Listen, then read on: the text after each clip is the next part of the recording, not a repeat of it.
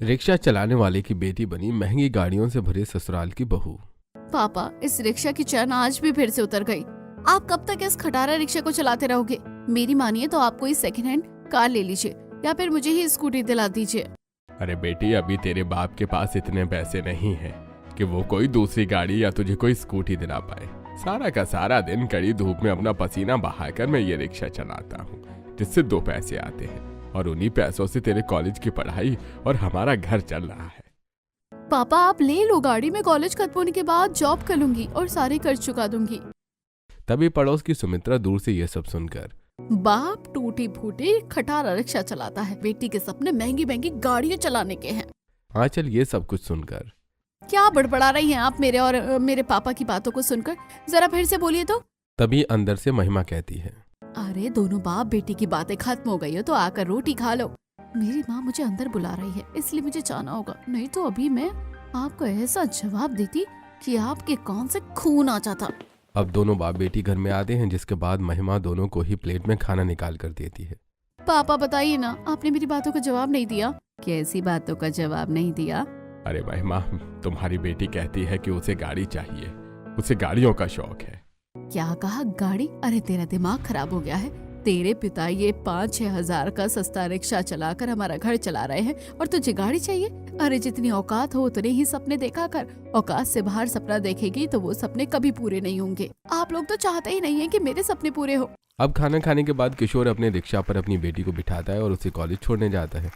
Rickshaw पर सवार आंचल जब सड़क पर महंगी महंगी गाड़ियां देखती है तो गॉड, ये वैगनार कितनी अच्छी लग रही है और इसे तो एक लड़की ड्राइव कर रही है। मुझे भी महंगी गाड़ियों का बहुत शौक है, पर अफसोस मेरे पिता के पास सिर्फ और सिर्फ ये खटारा रिक्शा है। अब कुछ देर बाद आंचल अपने कॉलेज पहुंचती है और आंचल जैसी रिक्शे से उतरती है, उसके फ्रेंड्स उसे देखकर तेज तेज हंसने लगते हैं। आ गई आंचल अपने देसी बुगाटी पर बैठकर। ये तो तुम्हारे लिए लैम्बोर्गिनी, BMW सब कुछ है ना आंचल? आंचल, तुम कब तक इस 2 कौड़ी के रिक्शा पर बैठकर कॉलेज आती रहोगी? हमें देखो, हम अपनी BMW तो कभी फरारी में बैठकर कॉलेज आते हैं। ये सब सुनकर आंचल इरिटेट होती है और अपने पिता पर गुस्से से चिल्लाती है, सुन रहे हो पापा, ये लोग कैसे मेरी बेइज्जती कर रहे हैं। इसलिए कहती हूँ, या तो आप खुद एक महंगी गाड़ी ले लो या मुझे मेरी खुद की पर्सनल गाड़ी दिला दो। ये सुनकर किशोर की आंखें नम हो जाती हैं। किशोर अपने माथे का पसीना पोंछते हुए कहता है, बेटी, तो उनकी जिंदगी से अपनी जिंदगी की तुलना क्यों करती है? उनके पिता अमीर है और तेरे पिता गरीब, और जो औकात है उसी में तुझे राजकुमारी बनाकर रखना चाहता हूँ। पर मुझे नहीं पता था कि मेरा ये संघर्ष तुझे बदनामी लगने लगेगा। पापा आप जाइए यहाँ से। अब चुपचाप किशोर अपना रिक्शा लेकर वहां से चला जाता है और कड़ी धूप में वो सड़क पर सवारी को बिठाकर एक स्थान से दूसरे स्थान पर छोड़ता है और सारा दिन कड़ी मेहनत करता है। इसी तरह कुछ हफ्ते गुजरते हैं और एक दिन महिमा के घर में उसकी देवरानी इनविटेशन कार्ड देने आती है। छोटी चाची, ये किस तरह की पार्टी है? आंचल, तुम्हारे बड़े भाई का उसकी कंपनी में प्रमोशन हुआ है और उसने एक बहुत महंगी गाड़ी खरीदी है जिसका नाम रोल्स रॉयस है। बस इन्हीं सब की सेलिब्रेशन कर रहे हैं हम लोग। अरे ये तो बहुत खुशी की बात है, मेरे भतीजे ने गाड़ी ले ली, वो भी इतनी महंगी। हम लोग जरूर आएंगे। हाँ हाँ आना, पर थोड़ा सलीके से आना पार्टी में, हमारी बेइज्जती ना हो देवरानी जी। ये सुनकर महिमा मायूस होते हुए कहती है, जी ठीक है जेठानी जी। अब शाम को महिमा का पूरा परिवार पार्टी में जाने के लिए तैयार होता है। महिमा एक सिंपल हल्के कलर की साड़ी पहनती है और उसकी बेटी सूट, वहीं उसके पिता धोती कुर्ते में ही तैयार होते हैं। चलो भाई, पार्टी का समय निकलता जा रहा है, चलो रिक्शे से चलते हैं, जल्दी पहुंच जाएंगे। पापा, हम इस पार्टी में भी रिक्शा ले जाएंगे? हाँ तो क्या हो गया, 2 पैसे बच जाएंगे, किराया भाड़ा कौन लगाएगा? चलो इसी में चलते हैं। अब किशोर अपने परिवार को रिक्शा में बिठाकर पार्टी में पहुंचता है। पार्टी एक बहुत बड़े बैंक्वेट हॉल में हो रही होती है और हॉल के बाहर बहुत सारी महंगी महंगी गाड़ियां लगी हुई होती हैं। अब किशोर का परिवार रिक्शे से उतर के जैसे बैंक्वेट हॉल के अंदर घुसता है, हॉल के गेट पर खड़े सिक्योरिटी गार्ड उन्हें धक्का मारने लगते हैं। अरे भैया, आप लोग कौन हैं? आपको किसने इजाजत दी इस पार्टी में आने में? इस पार्टी में जितने भी लोग आए हैं वो सब महंगी और अच्छी गाड़ियों में आए हैं। ये अमीरों की पार्टी है, आप जैसे रिक्शे चलाने वाले गरीबों की नहीं है। तभी कुछ मेहमान बाहर का शोर सुनकर बाहर आते हैं। हे भगवान, ये रिक्शा चलाने वाले परिवार भी इस पार्टी में आए हैं। इन लोगों ने तो इस पार्टी की शोभा ही खराब कर दी। पता नहीं देवकी को क्या जरूरत थी ऐसे परिवार को बुलाने की जो रिक्शा चलाते हैं। तभी वहां पर देवकी आती है और ये सब देखकर कहती है, देवरानी जी, मैंने आपसे कहा था ना पार्टी में अच्छे से आइएगा, लेकिन फिर भी आप इस 2 कौड़ी की रिक्शा में अपने परिवार के साथ आई हैं। अरे आज की इस महंगी पार्टी में जहाँ सभी लोग महंगी महंगी गाड़ियों से आए हैं, आप कम से कम एक ऑटो से ही आ जाते। आपके इस रिक्शा ने तो मेरे पार्टी की शोभा बिगाड़ दी। पापा अभी के अभी इस पार्टी से वापस चलिए। अब किशोर अपने परिवार को लेकर शर्मिंदगी के साथ घर आ जाता है। वहीं आंचल, पापा मिल गई आपको तसल्ली? इस पार्टी में हमारी बेइज्जती करवाकर पता नहीं आप कब महंगी गाड़ी लेंगे। अब तो चाचा के बेटे ने भी महंगी गाड़ी ले ली है। चुप कर तू, तुझे अपने बाप की हैसियत नहीं पता क्या, जो हर वक्त उनके ऊपर ऐसे चिल्लाती रहती है कुछ ना कुछ बोलकर। अरे रहने दो बेटी की क्या गलती है, मेरी ही गलती है जो मैं उसकी ख्वाहिशों को पूरा नहीं कर पा रहा हूँ। इसी तरह एक दिन आंचल की फ्रेंड इशिता अपनी नई कार से उसके घर के पास जाती है और हॉर्न बजाती है। तभी आंचल अपने घर से बाहर निकलती है और कार के पास जाती है। इशिता कार के शीशे नीचे करती है। अरे इशिता, तुमने गाड़ी ले ली, वो भी फरारी। ये गाड़ी तो बहुत महंगी लगती है। हाँ हाँ महंगी ही है, और मैं तो तुम्हें ये गाड़ी इसलिए दिखाने लेकर आई थी ताकि तुम्हें ये बोल सकूं कि अब तुम भी अपने पापा के रिक्शा पर बैठकर घूमना छोड़ दो और अपने लिए एक महंगी गाड़ी ले लो। हाँ तुम सही कह रही हो, पर अभी हमारे हालात इतने अच्छे नहीं है कि मैं महंगी गाड़ी खरीद सकूं। इतना कहकर आंचल वहां से चली जाती है। इसी तरह कुछ महीने गुजरते हैं और अब आंचल का कॉलेज खत्म हो जाता है, जिसके बाद आंचल एक जॉब का इंटरव्यू देने अपने पिता के रिक्शे पर बैठकर जाती है। पापा रिक्शा तेज चलाओ ना, 10 बजे मेरा इंटरव्यू है और 9:40 हो चुके हैं। अब किशोर, जो कड़ी धूप में पसीने से तरबतर रिक्शे को चला रहा होता है और उसके पैर रिक्शा चला चलाकर दर्द से टूट रहे होते हैं, वो अपनी बेटी से कहता है, बेटी इस सड़क पर बहुत गड्ढे हैं जिसमें बार बार रिक्शा फंस रहा है। वैसे मैं पूरी कोशिश कर रहा हूँ कि मैं इंटरव्यू में तुम्हें समय से पहुँचा दूँ। किशोर इतना कहता ही है कि तभी उसका रिक्शा एक बहुत बड़ी गड्ढे में आकर फंस जाता है और आगे का टायर गड्ढे में धंस जाता है। किशोर जी जान लगाकर रिक्शा को खींचने की कोशिश करते हैं, लेकिन रिक्शा बाहर नहीं निकलता। आसपास के लोग भी रिक्शा को धक्का मारते हैं। वहीं आंचल बार बार घड़ी में समय देख रही होती है और देखते ही देखते टाइम 10 से 11 हो जाता है। ये देखकर आंचल गुस्से से अपने हाथों में रखी फाइल अपने पिता के मुंह पर फेंकती है। बस करिए पापा, रहने दीजिए। आपकी खटारा रिक्शा नहीं निकलने वाली गड्ढे से, और आपको पता है आपकी इस खटारा रिक्शा की वजह से मेरे इंटरव्यू का समय निकल गया। अब मैं वो इंटरव्यू नहीं दे सकती। बेटी मुझे माफ कर दे, मैं पूरी कोशिश तो कर रहा था। अच्छा रुक, मैं तुझे दूसरे रिक्शे में बिठा देता हूँ। पापा शांत हो जाइए, मुझे और गुस्सा मत दिलाइए। मैंने कहा ना इंटरव्यू का समय निकल चुका है। अगर आज आपके पास कार होती तो मैं आराम से समय पर इंटरव्यू देती और आज मेरे पास एक अच्छी जॉब भी होती। ये सुनकर किशोर अपने आप को गुनहगार समझने लगता है। वहीं आंचल गुस्से से पैदल ही घर चली जाती है और इसी तरह कुछ हफ्ते गुजर जाते हैं और एक रात किशोर अपनी पत्नी से, महिमा, हमारी बेटी आज के मॉडर्न जमाने की लड़की है। मुझे लगता है कि मेरे इस रिक्शा की वजह से उसकी बहुत बेइज्जती होती है। वो कब से कह रही है कि मैं एक गाड़ी ले लूं, लेकिन मेरे पास इतने पैसे हो ही नहीं रहे कि मैं कोई महंगी गाड़ी खरीद सकूं। आप अपनी बेटी की बातें मत सुनिए, वो नादान है। लेकिन आप और मैं तो जानते हैं ना, किसी पुराने रिक्शा से हमारा घर चल रहा है। जो भी पैसे हम जोड़ रहे हैं वो पैसे हम आंचल की शादी के लिए जोड़ रहे हैं। इसी तरह अब कुछ हफ्ते गुजरते हैं और एक रात बिगड़ते मौसम में किशोर अपना रिक्शा चलाकर घर आ रहा होता है। तेज तूफान, बारिश और सड़क पर घुटनों तक का पानी भरा हुआ होता है। सड़क पर खचाखच गाड़ियां फंसी होती हैं, जिससे चारों तरफ हॉर्न की आवाज आ रही होती है। अब उसी ट्रैफिक में एक करोड़ों की रोल्स रॉयस फंसी हुई होती है, जिसमें शहर के सबसे बड़े बिजनेसमैन मिस्टर सिंघानिया के पिता मौजूद होते हैं और उन्हें दिल का दौरा पड़ा होता है। अरे छोटे मालिक, सड़क पर जाम इतना लंबा है कि एम्बुलेंस नहीं आ सकती और बड़ी गाड़ियां टस से मस नहीं हो पा रही हैं।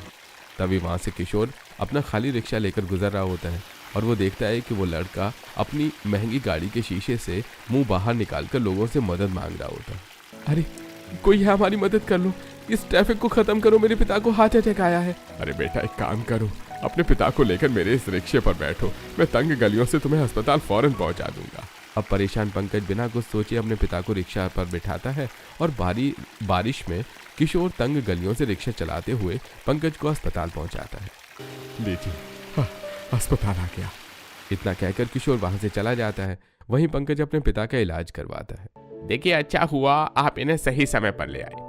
आप अगर 1 से 2 सेकंड का भी देर होती तो अभी तुम्हारे पिता की जान चली जाती। अब पंकज अपने पापा को अस्पताल से घर लाता है।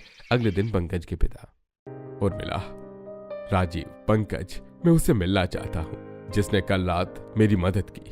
तुम जानती हो उर्मिला, उस सड़क पर करोड़ों अमीर और करोड़ों गरीब लोग थे, लेकिन मेरी मदद एक ऐसे असहाय आदमी ने की जिसके पास मामूली सा रिक्शा था। मैं उसे धन्यवाद देना चाहता हूँ। अब पंकज जैसे ही आसपास के लोगों से पूछकर किशोर का पता निकलवाता है और अपने पिता के साथ महंगी गाड़ी में वो किशोर के घर पहुंचता है, जहां किशोर अपने रिक्शा की चेन चढ़ा रहा था। बगल में माँ बेटी खड़ी होती हैं। अरे आप लोग, और अब आपके पिता की तबीयत पहले से कैसी है? किशोर इतना बोलता ही है कि तभी संतोष की नजर उसकी बेटी पर पड़ जाती है, जिसकी मासूमियत संतोष की आंखों में छप जाती है। संतोष धीरे से अपने बेटे से कहता है, बेटा, मुझे ये लड़की तुम्हारे लिए बहुत पसंद है और मैं चाहता हूँ कि इस गरीब परिवार की बेटी हमारे घर की बहू बने, ताकि इस परिवार के सिर से हम कन्यादान का बोझ कम कर पाए। पिताजी, मुझे इस रिश्ते से कोई ऐतराज नहीं है, मुझे भी ये लड़की पसंद है। अब संतोष ऊंची आवाज में, जी मैं ठीक हूँ और आपसे मिलकर मुझे बहुत अच्छा लगा, और आपकी बेटी भी काफी समझदार है। अगर आप बुरा ना माने तो क्या आपकी बेटी की शादी में अपने बेटे से करवा सकता हूँ? क्या हमारे गरीब घर की बेटी आपके परिवार की बहू? आप जितनी बड़ी गाड़ी से आए हैं उसे देखकर तो लगता है कि आप लोग बहुत अमीर हैं। अमीरों से ज्यादा महत्व रखती है इंसानियत, जो आपके पति के अंदर थी। अगर उस रात आपके पति ने मेरी मदद नहीं की होती तो मैं आज इस दुनिया में ही नहीं होता। इसलिए मैं चाहता हूँ कि मैं आपके गरीब बेटी को अपने घर की बहू बनाऊं और उसे वो सारी खुशियां दूं जो आप अपनी बेटी को देना चाहते हैं। अरे मैं तो धन्य हो गया, मुझे ये रिश्ता मंजूर है। अब कुछ ही हफ्तों में महिमा किशोर अपनी गरीब बेटी की शादी की तैयारी करते हैं। बारात में आए सभी लोग महंगी महंगी गाड़ियों से महिमा के घर आते हैं। आसपास के लोग, देख रही हो रजनी, रिक्शा चलाने वाले की बेटी की शादी ऐसे अमीर परिवार में हुई है, जो परिवार बारात में दर्जन भर महंगी महंगी गाड़ियां लेकर आया है। हाँ सही कहा, और मुझे तो ये दर्जन भर गाड़ी देखकर लगता है आंचल को गाड़ियों से भरा ससुराल मिला है। अब पूरी विधि विधान के साथ शादी करके आंचल बड़ी सी गाड़ी में बैठकर विदा हो जाती है। अब आंचल अपने आलीशान ससुराल में पहुंचती है, जहां घर के बाहर Mercedes, Thar, Ferrari, Lamborghini, Bugatti, Rolls Royce, BMW जैसी बहुत सारी महंगी गाड़ियां खड़ी होती हैं। बाप रे, ये मेरे ससुराल के घर के बाहर इतनी सारी गाड़ियां कैसे भरी हुई है? ये इन्हीं की गाड़ी है। ये आस पड़ोस के लोग भी अपनी गाड़ी यहीं खड़ी करते हैं। अब आंचल घर की चौखट पर आती है। आओ बहू रानी, इस कलश को गिराकर घर के अंदर आओ। अब आंचल कलश गिराकर घर के अंदर घुसती है, जहां आंचल अपना लग्जरी ससुराल देखकर बहुत खुश होती है। भाभी, आप तो बहुत क्यूट लग रही हो। पापा की पसंद सच में अच्छी है। चलिए मैं आपको आपके कमरे में छोड़ देती हूँ। जी ठीक है। अब आंचल अपने कमरे में आती है, जहां उसका कमरा काफी खूबसूरत होता है। कमरे में लगा बेड, फर्नीचर, मिरर, सब कुछ लग्जरी होता है। पंकज जी, आपका रूम तो बहुत ही खूबसूरत है। ऐसा कमरा तो मैंने कभी नहीं देखा। अरे कोई बात नहीं, पर आज से तुम ये कमरा रोज देखोगी, क्योंकि अब तुम इस घर की बहू बन चुकी हो। चलो अब आराम करते हैं। अब आराम की बात सुनकर आंचल अपने पति से घर के बाहर लगी इतनी सारी गाड़ियों के बारे में पूछ नहीं पाती और चुपचाप सो जाती है। अब अगले दिन सुबह जैसे ही आंचल उठती है, उसके लिए घर की नौकरानी प्रोटीन शेक और डिजाइनर ड्रेस लेकर आती है। छोटी मालकिन, आप ये प्रोटीन शेक पी लीजिए। हाँ हाँ छोटी मालकिन, उसके बाद आप शॉवर ले लीजिएगा और ये ड्रेस पहन लीजिएगा। इतनी महंगी ये डिजाइनर ड्रेस मेरे लिए? जी छोटी मालकिन। अब आंचल लग्जरी बाथरूम में आकर शावर लेती है और उसके बाद डिजाइनर साड़ी पहनकर सबके सामने आती है। किसी के नजर ना लगे मेरी बहू को, कितनी खूबसूरत लग रही है मेरी बहू। सच में भाभी, आप तो बहुत ही ब्यूटीफुल लग रही हो। हर सच में you are looking so pretty Anchal. Thank you so much. वैसे ऐसे कपड़े मैंने पहली बार पहने हैं। कोई बात नहीं बेटी, जो चीज तुमने अपने मायके में नहीं की, अपने ससुराल में तुम जी भर के करो। अच्छा बस अब आओ भाभी, हम लोग साथ में ब्रेकफास्ट करते हैं। अब पूरा परिवार डाइनिंग टेबल पर बैठता है। तभी रसोई का chef Manoj Jatin dining table पर कई तरह के पकवान सर्व करते हैं। ये भगवान, कितना स्वादिष्ट पकवान नौकर ने बनाकर सर्व किया है। ऐसा पकवान तो मैंने अपने घर में कभी नहीं खाया। अरे क्या हुआ बहू, तुम खाना नहीं खा रही हो? खाना पसंद नहीं आया क्या? नहीं मम्मी जी, ऐसा तो बिल्कुल नहीं है। खाना बहुत ही स्वादिष्ट है और मैं तो खा रही हूँ। अब इसी तरह रात को पंकज अपने पूरे परिवार का डिनर 5 स्टार होटल में प्लान करता है। अरे वाह भैया, आपने बाहर डिनर प्लान किया है, मजा आएगा। मैं तो फरारी में जाऊंगी डिनर करने। और मैं तुम्हारी माँ के साथ मर्सिडीज में जाऊंगा। और मैं बुगाटी में। बुगाटी मेरी फेवरेट गाड़ी है। अब इतने सारे महंगी गाड़ियों के नाम सुनकर आंचल, मम्मी जी इतनी महंगी महंगी गाड़ियाँ, ये सब हमारी है? हाँ बहू, हमारे घर में सबके लिए उनकी मनपसंद गाड़ी है और सभी गाड़ियाँ बहुत महंगी है। इस पूरे सोसाइटी में एक हमारा ही घर है जो गाड़ियों से भरा हुआ है। अब पूरे परिवार के साथ आंचल डिजाइनर साड़ी में तैयार होकर घर के बाहर आती है। देखो आंचल, ये Mercedes wagon R, Thar, Ferrari, Lamborghini, Bugatti, Rolls Royce, BMW, बहुत सारी महंगी गाड़ियां ये हमारी हैं। हाँ बहू, और अब तुम बताओ कि तुम्हें कौन सी गाड़ी पसंद है जिसमें तुम डिनर करने जाओगी। पापा जी, मुझे इस गाड़ी में जाना है, ये रोल्स रॉयस है ना। पापा जी, मेरा सपना था इतनी महंगी गाड़ी में बैठने का, और आज देखिए मुझे ऐसा ससुराल मिला जो गाड़ियों से भरा हुआ है। अब तुम खुश तो होना आंचल। अरे बिल्कुल, मैं बहुत खुश हूँ। This is my dream in laws house. अब घर के सभी सदस्य महंगी महंगी गाड़ियों में बैठकर 5 स्टार होटल में खाना खाने जाते हैं। भाभी, आपको खाना कैसा लगा? देवर जी, खाना बहुत अच्छा था। अब खाना खाने के बाद पूरा परिवार गाड़ी में बैठकर एक बहुत बड़े मॉल में जाकर शॉपिंग करता है। भाभी, आप ये वाली ड्रेस ले लो, ये डिजाइनर 1 पीस ड्रेस आप पर बहुत अच्छी लगेगी। काजल, पर मैंने ऐसी ड्रेस कभी नहीं पहनी है। तो क्या हुआ भाभी, आप पहन लो, हमारी फैमिली पूरी मॉडर्न है, उन्हें आपके पहनावे से कोई दिक्कत नहीं होगी। ठीक है, फिर मैं ये वाली ड्रेस ले लेती हूँ। इसी तरह कुछ हफ्ते गुजरते हैं और आंचल अपने गाड़ियों से भरे ससुराल में काफी खुश होती है। इसी तरह एक दिन उर्मिला के घर में एक बहुत बड़ी पार्टी का इनविटेशन आता है। देखो सभी लोग शाम को तैयार हो जाना, हमें पार्टी में जाना है। क्या पार्टी? अरे फिर तो हमें पार्लर जाना होगा। चलिए भाभी, पार्लर चलते हैं। ठीक है, चलो। मैं भी चलती हूँ, मुझे भी थोड़ा टचअप करवा लेना चाहिए। रुको, मैं गाड़ी निकालती हूँ। अरे माँ जी, पार्लर तो पास में ही है, फिर गाड़ी क्यों? बहू, तुम्हारा गाड़ियों से भरा ससुराल अपने हर छोटे बड़े काम गाड़ियों से ही जाकर करता है। अब गाड़ी में बैठकर खुशी खुशी आंचल पार्लर में जाती है और फेस टचअप कराती है और फिर सबके साथ घर आती है। अब घर आकर आंचल बहुत ही खूबसूरत डिजाइनर 1 पीस ड्रेस पहनकर पार्टी के लिए तैयार होती है और अपने पति के साथ वैगन आर जैसी एक महंगी गाड़ी में बैठती है। वहीं घर के बाकी सदस्य भी अलग अलग महंगी गाड़ियों में बैठकर शाम को पार्टी अटेंड करने जाते हैं। अब सिंघानिया परिवार जैसे ही अपनी महंगी गाड़ी से उतरता है, आसपास के लोगों की भीड़ इकट्ठी हो जाती है। अरे हट भाई, ये महंगी मर्सिडीज वैगन आर की फोटो लेने दे। इतनी महंगी गाड़ी तो मैं खरीद नहीं सकता, तो फोटो ही ले लेता हूँ। और मुझे तो इस रोल्स रॉयस की फोटो लेनी है, कितनी सेक्सी गाड़ी है ये। लोगों की भीड़ अपनी महंगी महंगी गाड़ियों के आसपास देखकर आंचल, अरे ये लोग ऐसे कैसे कर रहे हैं? अरे भाभी, इस पूरी सोसाइटी में हमारी जितनी महंगी गाड़ियाँ किसी के पास नहीं है, और हम जब भी अपनी महंगी गाड़ी लेकर बाहर निकलते हैं तो लोग ऐसे ही तस्वीर खिंचवाने के लिए हमारे आसपास आकर खड़े हो जाते हैं। अच्छा, तो ये बात है। वैसे एक टाइम था जब मैं अपने पिता के उस खटारे रिक्शा पर पार्टी अटेंड करने जाती थी और वहाँ मेरी कितनी बेइज्जती होती थी, और आज देखो मैं अपनी गाड़ियों से भरे ससुराल में इतनी महंगी गाड़ी में बैठकर पार्टी में आई हूँ कि सब लोग हमारी गाड़ियों की तस्वीरें ले रहे हैं। अब पार्टी में आकर नाच गाना खाना पीना करके सभी लोग पार्टी में खुशी खुशी अटेंड करके घर चले जाते हैं। इसी तरह एक दिन आंचल अपने घर के बाहर लगी Lamborghini, Mercedes wagon R, BMW, Ferrari, Bugatti, Thar जैसी महंगी गाड़ियों के आसपास घूम रही होती है और उसे छू रही होती है। तभी वहां पर पंकज आता है। अरे यहाँ क्या कर रही हो आंचल?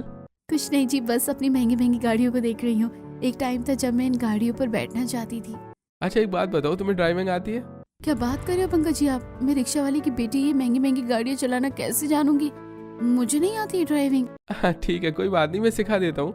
बताओ कौन सी गाड़ी तुम सबसे पहले सीखना चाहोगी? जी, मैं तो मर्सिडीज चलाना चाहूंगी सबसे पहले। हाँ ओके, चलो मैं सिखाता हूँ। अब पंकज आंचल को मर्सिडीज में बिठाकर हाईवे की तरफ लाता है। आंचल गाड़ी में घबराई हुई होती है। तभी पंकज कहता है, अरे डरो मत आंचल, बस लंबी सांस लो। इस लंबी चमचमाती कार को ये मत समझो कि ये कोई भारी मशीन है। अपने आप को रिलैक्स करो।